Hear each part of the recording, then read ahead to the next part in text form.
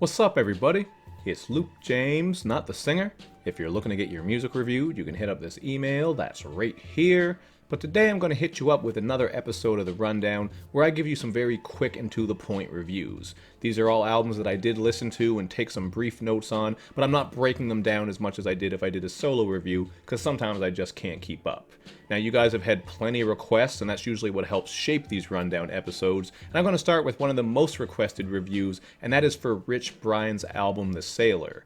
Now, Rich Brian is an Indonesian-American rapper who used to go by one of the worst rap names ever, Rich Chigga, but then he switched that name up, and it does seem like he's really trying to go a more mature way now. He's not as silly as he once was, although you still are going to pick up on plenty of humor throughout, and I think he shows a lot of growth as an artist on this, because I only really skimmed some of his last project, and I've heard loose tracks of his here and there. I just never really cared too much to look further, but with this one, I see that he's really speaking on wanting to inspire people with his music, as well as just speaking on his own growth and things that he's learned while he's been in the game, including dealing with fame and all these other things. So there are some pretty interesting moments on here just as far as what he's speaking on and how he's expressing himself.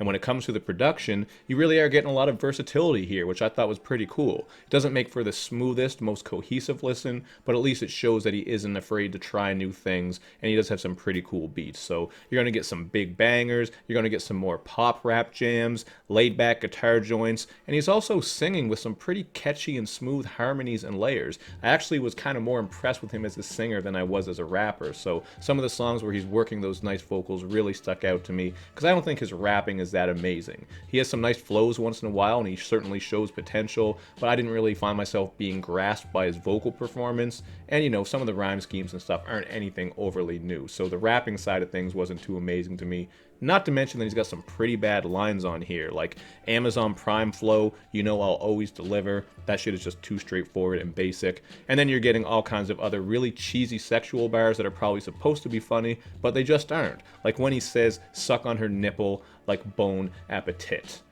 That's pretty cheesy and cringy. You're really forcing that one. So these are some of the moments that took away from what he was doing. And overall, I think this is just a mixed bag of an album. You do get a couple of great tracks. I thought Yellow was nice. It's a very moody and introspective track where he does touch a little bit on his race and just being an Asian in the rap game. And you have this lavish and triumphant joint, Kids, where it really does have some of his better rapping on it. I think that might have been the one where he had that Amazon Prime flow, which certainly wasn't good. But overall, excluding that, there were some pretty good lines on here. I thought he was working some of the best flows, so I'm going to go with a 3 out of 5 on this one, man. I almost went lower, but after I listened through it a couple more times, I feel like he really is working with something here. He just needs to tighten things up, be a little bit more cohesive, maybe flesh his ideas out a little bit more, go even deeper, but yeah, man, I was actually kind of surprised by this one. I wasn't expecting much at all because I wasn't a fan of all the Rich Chigga stuff and his earlier work, but this one was pretty decent. Now, second on my list, as I scroll down here, we have Black Milk's Dive EP, and he is a singer, rapper, producer who I've really been a fan of for a while now. I especially liked his album Fever, which made my year-end list the year that it came out, so I was excited to check this one out. Now, I'm not going to say this is as good as Fever, I certainly like Fever better than this one, but this one is still giving you some of that same stuff. You're getting excellent production, which I think actually steals the show here. You're getting lots of groovy bass lines, live instruments, and percussion that really hits, and sonically, this is really just a smooth project pretty much from beginning to end. I think everything flowed very nicely here, and it is the type of project you can kick back with and just kind of lay back. Fly is buzzing around my face here because it's summer in Scotia, and it gets kind of wild up in here with bugs. Saw a centipede crawling around my basement floor the other day, so he got fucked up, man. I had to squash him. But keeping with this one, just the instrumentals are what really stuck out to me a lot, man. I especially like the upbeat instrumental Dive Part 2, the bluesy joint Out Loud, and also Now Begin, which really reminded me of something that DJ Quick would have made when he did his Quick's Grooves instrumentals, man. Really some great production. Said that a couple of times, but I think that's always something that sticks out with Black Milk. It's not to say he's a bad rapper and a bad singer, but I wouldn't say he's like top tier with the flows and schemes. I wouldn't say his vocals are overly amazing, but it certainly does work really well, and it does sound good on this production. So I would say the content also matches up. He's getting very introspective and also coming through with a little bit of wisdom on tracks like Time. This is a bouncy joint where he's speaking on the importance of time. You might be able to guess. I ain't talking about the seasoning or the spice. I'm talking about time, like a damn clock. and you're getting this hook on the light and groovy Save Yourself that deals with that combustible blend of friends, money, drugs, and fame that people sometimes fall victim to. So there certainly is some content on here. It's not fleshed out in any overly unique approach, and the bars aren't crazy or anything, but this is just a very smooth and groovy project that I think is worth your time. And I would give it a 3.5 out of 5, man. I really did enjoy this one quite a bit. Although, as I said earlier, I think Fever is quite a bit better.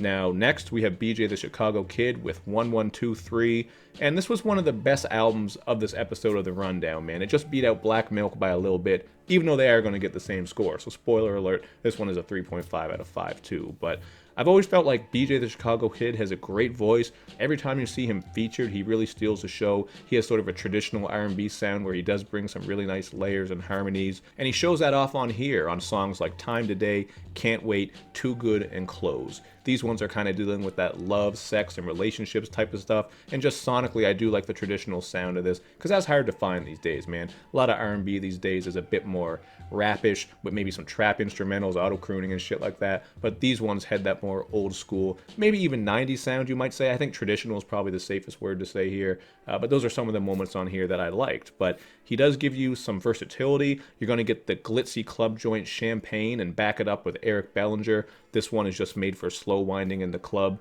So just like I was saying with Rich Brian's project, it's not really the most cohesive. I think you'll really be picking and choosing what songs that you like and which ones you don't. I don't know if you guys can hear that, man. There's some screeching going on outside. Like, it's late night here. I just got home after work. I'm trying to record this damn shit. I got bugs in front of my face. I'm telling you about centipedes on my floor now. There's some screeching or some shit going on out there. Times are rough, man, but we're going to power through. That's how we do it on here. Au naturel. So, to pick up where I left off, what was I talking about? Champagne and back it up, and how, yeah, it's not the most cohesive project, but still, it is nice to get that variety, but you likely will be picking and choosing what you like. So, for example, me personally, I didn't like the song Reach. This one had a little bit of a dry pop radio song. I don't even know what genre you would call that one. It just really wasn't doing much for me. And I wasn't into the trap lace track Worrying About Me, because it was just kind of generic. You get the standard copy and paste offset feature that isn't tremendous. Not an awful track, and the beat was kind of cool, but it's certainly not one of the ones that would be my favorites. And, you know, since I mentioned this feature from Offset, there are some much better features on here that really steal the show and make for the best tracks, in my opinion. You got Anderson .Paak coming through with a solid verse on Feel the Vibe. I think he just always sounds the best on these funky, groovy, buttery type of beats, so he fit perfectly on here. And Rick Ross is on this song called Players Ball, produced by Cool and Dre. So as soon as I saw that shit, I knew it was going to be one of my favorites. It's called Players Ball, check. It's produced by Cool and Dre, check. Featuring Rick Ross, and it's a BJ the Chicago Kid song, check, check. You already know this shit is going to be smooth, lavish, and pimpish. Beautiful track. I absolutely love that. And you even get some solid performances from Jid and Buddy on Getaway. Now, I wasn't too big on BJ's pitched up vocals on parts of this song. That's something you guys have probably heard me complain about before when other artists do it, because sometimes it just sounds weird, including on here, but it doesn't ruin the entire track. Everything else is pretty dope there. So those are actually 3 of the better tracks to me. And like I said, man, this is a 3.5 out of 5. You might find yourself doing a little skipping depending on your taste because of all the different sounds. But still, man, I thought this was pretty dope. I do think it would be nice, though, if BJ the Chicago Kid focused more on just that traditional R&B stuff. I know that's not really his thing. His thing is blending everything together. But I think he really shines when he does that. And he could take that even further, even if he were just to do that for one project. But we'll see what happens. And lastly, we saved the worst for last. We have NF's album, The Search. This is one I wasn't even going to bother reviewing because everything I've heard from NF just didn't appeal to me at all. But then I had tons of requests from you guys, and I also saw that it beat out Chance the Rapper for #1 spot on Billboard, I believe it was. So he's done very well, regardless of how much I didn't like this one. He's a Christian rapper who's coming out of Michigan. But yeah, this album to me, goddamn.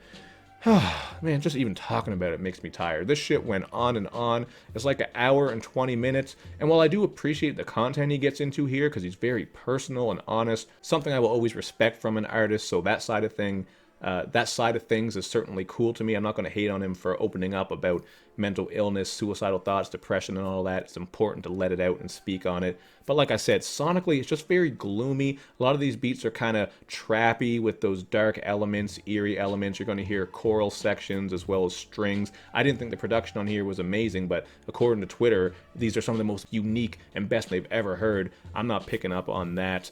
And overall, man, he kind of just reminds me of vintage Eminem, but without the charisma, humor, personality, rewindable bars, and quality beats. This shit was just a slog to listen to, man. An hour 20 minutes of this moody, gloomy production for most of it, a lot of the same content going on and on. I just feel like he could have accomplished the same thing by making this like 4 or 5 tracks, man, or maybe like 10 if you're going to do something a bit longer, because I was bored within a handful of tracks, man. I was ready to turn this shit off. And it's not that I think he's a trash rapper. He can certainly flow fine, even though, again, Eminem's DNA is all over this one. I ain't talking about his bodily fluids, I'm just saying the sound.